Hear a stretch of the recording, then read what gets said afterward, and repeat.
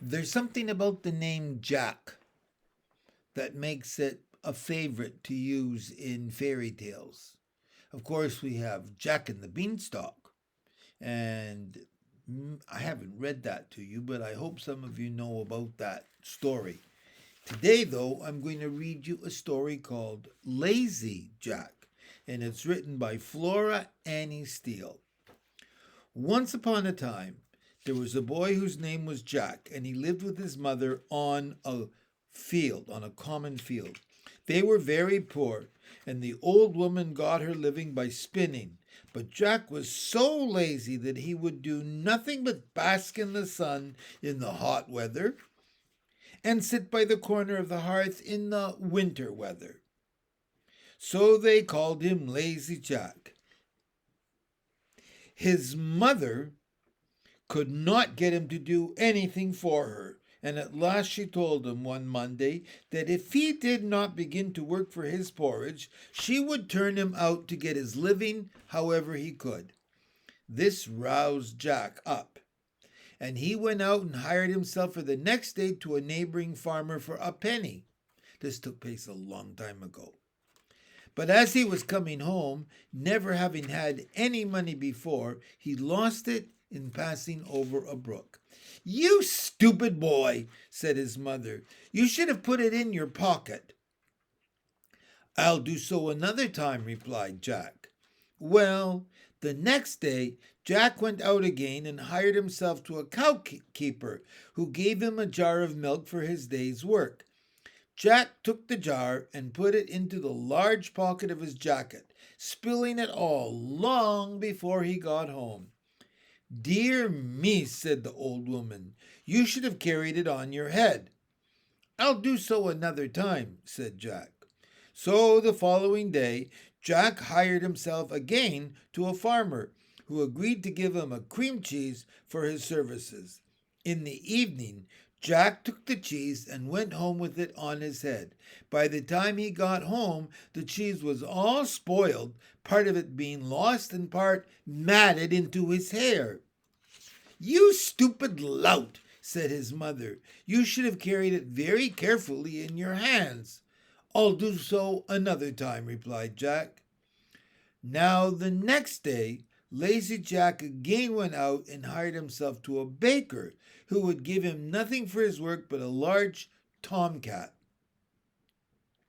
Jack took the cat and began carrying it very carefully in his hands, but in a short time Pussy scratched him so much that he was compelled to let it go. When he got home, his mother said to him, "You silly fellow, you should have tied it with a string and dragged it along after you." I'll do that another time," said Jack. So on the following day, Jack hired himself to a butcher who rewarded him by the present of a shoulder of lamb.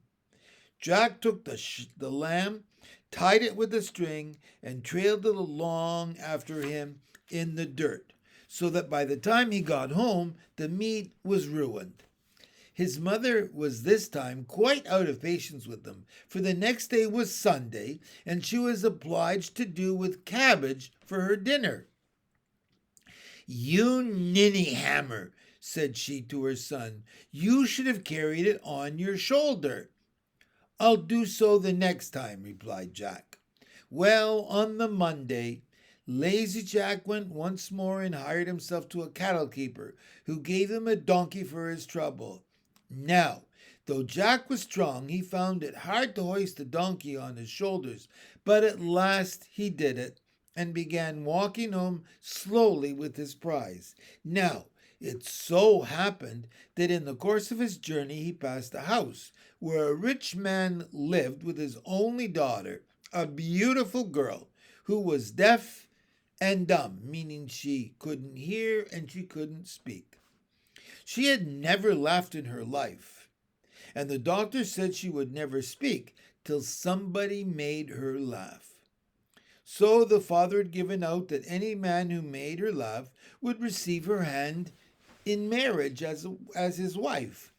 Now this young lady happened to be looking out of the window when Jack was passing by with a donkey on his shoulders, and the poor beast with its legs sticking up in the air was kicking violently and hee-hawing with all his might. The sight was so comical that she burst out laughing and immediately recovered her speech and hearing. Her father was overjoyed and fulfilled his promise by marrying her to Lazy Jack, who was thus made a rich gentleman.